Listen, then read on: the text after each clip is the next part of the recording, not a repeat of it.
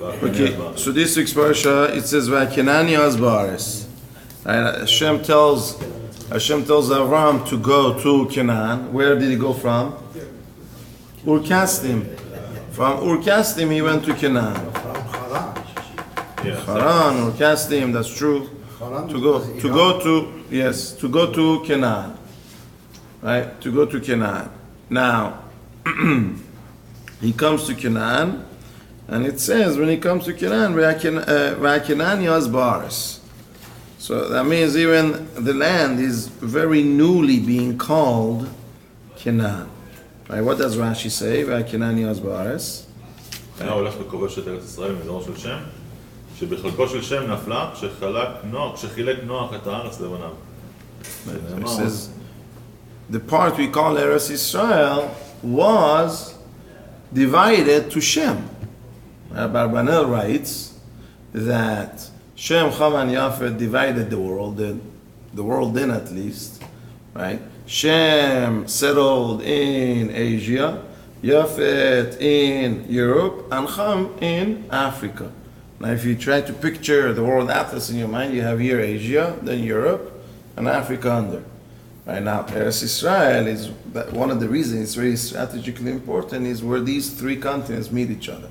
Israel itself is part of Asia, basically the southwest tip of Asia. So Israel touches Egypt because the northernmost part of Africa, and Eretz Israel is adjacent to Mediterranean, which to the west of Mediterranean, to the north of Mediterranean, you have Europe.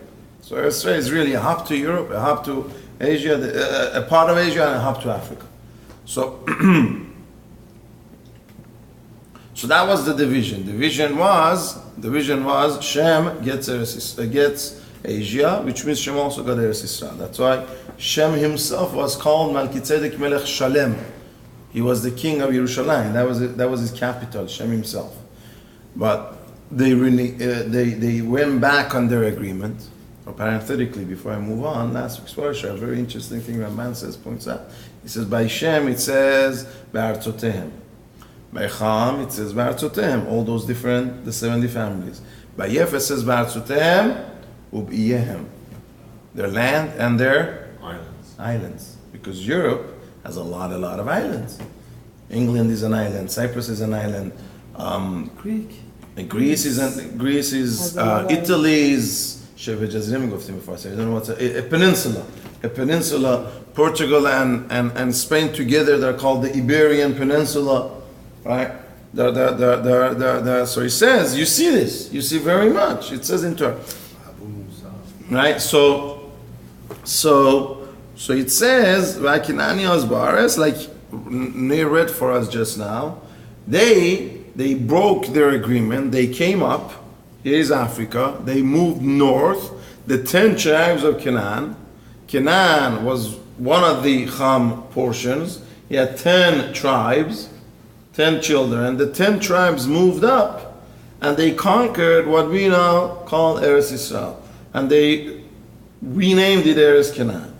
And that's why it was very painful for Avram to see. Avram was from Haran Ur-Kasdim. Why? Because he was a war refugee. We have an appreciation for it now. We hear it in news every day. Avram, when he was young, he had to run away with the rest of. He was from families of Shem with the rest of his relatives and his neighbors and his tribe. They had to escape from Eretz Israel as a young child. He was a war child. He was born in Israel? Yes. Abraham was born in Israel? Yes. Then he had to run away because they started attacking. So eventually they conquered. Now when Hashem tells him, go back to Canaan, it's a bit traumatic experience for him. He's going back to his land which he was kicked out from. So that's why Rashi says, so that's why Hashem, right after that, Va'kinani Azbaris, they just took it from you. So it's a very traumatic and painful thing for you to be here. So what is the very next pasuk? Or the pasuk before, I should say. Right?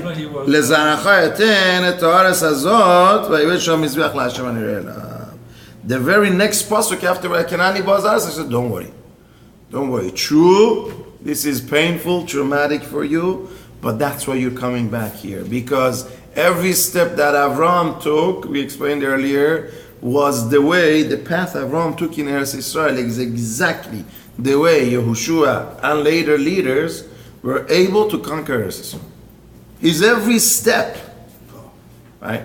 And there's a sefer called Niflaot U'Torat Hashem Yitbarach. He brings down that David HaMelech, one time he went to war and he didn't succeed. And he points out because he didn't follow the path of Avram. He went out of the path, so he went back and eventually got it. So he says, don't worry, they'll get it. Your children will get it. But more so, you yourself are really reclaiming it by just this travel going through there. So that's what he says. Right after Akinani was Bares, so, you know, for that news, for that information, he wanted to be thankful. He built a Mizbeach and brought a korban. Yes. How do you know he was born in Israel? Pasuk, the Chumash number 1, it says Eres Megurei Avi. Ramban brings this proof. 2 or 3 places, he says Eres Megurei Avi, my homeland. Avraham Avinu calls it homeland. We always thought he was born in Urkast. No. So that's a Ramban, right here, Ramban points out that it's Urkasti, he was there at his youth, but he wasn't born there. Yeah, very good. Okay, Azaku Baruch.